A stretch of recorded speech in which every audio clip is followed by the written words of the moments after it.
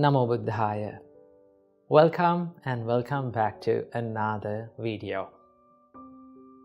If there is one thing in common in this world that all living beings search for, that is the happiness. We all like to be happy. We all seek happiness in this world. If I ask from you, would you like to be happy in your life? What will be your answer? You will say, of course, I want to be happy in my life. I want this peaceful state. I need to be in that. That is your answer. That is the answer of all living beings.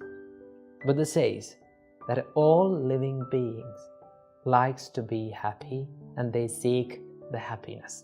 If you really think about our life, we are in a never-ending journey of pursuing happiness.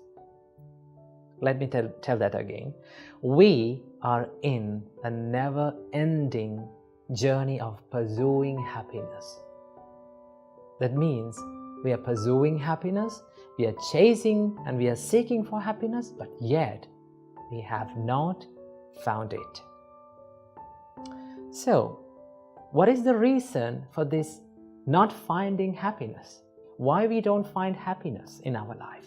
We are seeking it, we are finding for it, but we don't find it. What is the reason? Well, the Buddha teaches us that we are finding or we are seeking this happiness from a source that the happiness does not exist. Because we are seeking happiness from external world. We are seeking happiness from these materialistic things. Well, when you seek happiness from materialistic things or external world, you get pleasure, but that is not happiness. Pleasure is something temporary and it gives you this instant gratification.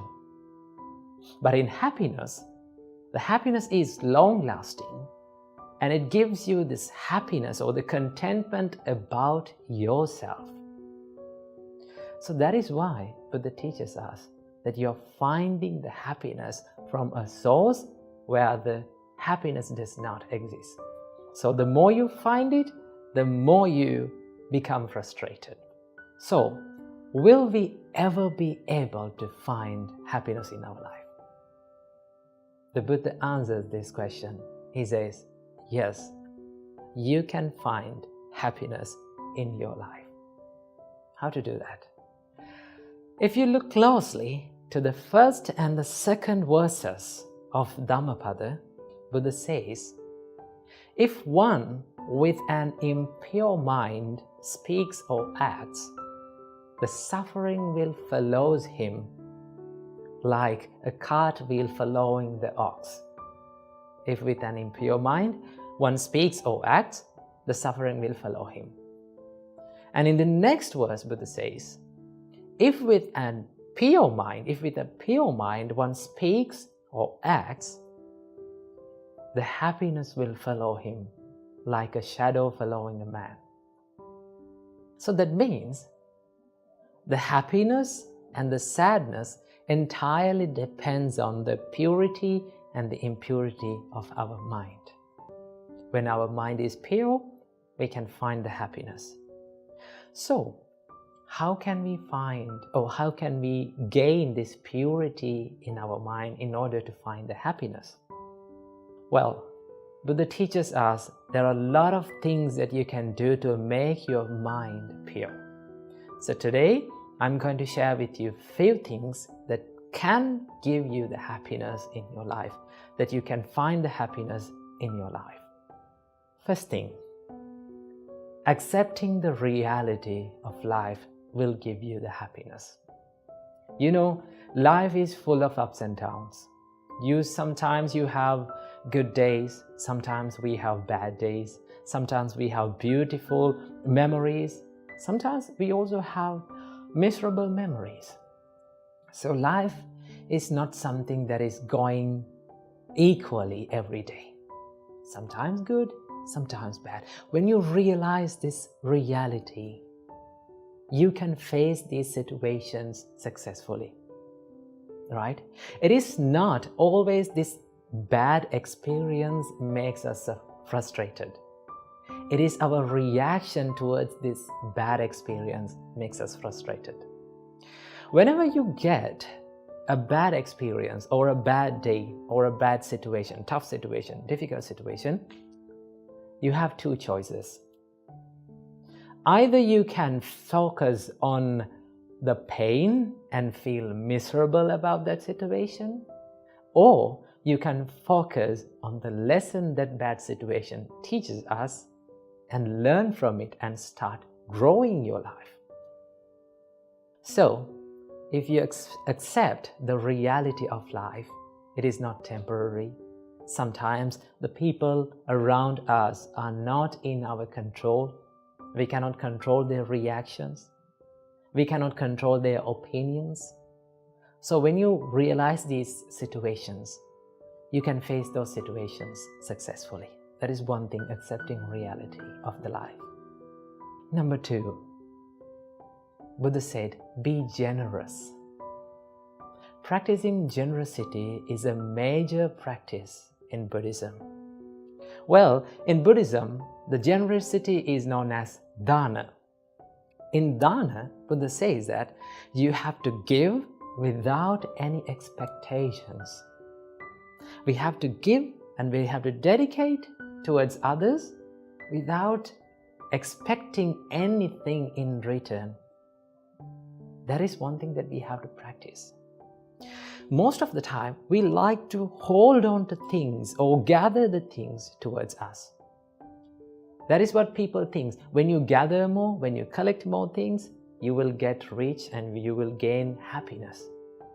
But that does not give you the happiness. It will give you the pleasure, but it is temporary.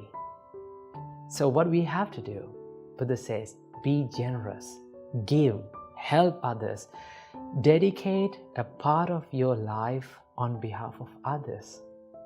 When you do that, when you become more generous, let's say like this, you gave some foods to a poor person, let's say like that. When you see that person is having those foods and overcoming his hunger and making his life much better, you can be happy by seeing that. When you become happy like that, you feel happy about yourself, right? Nothing can give you that happiness. Like by eating a good food, by dressing a nice dress, you cannot gain that happiness. You don't feel happy about yourself, right? Let's say after hundred of years later, maybe 10 decades later, when you think about that incident, I gave this food to this poor person.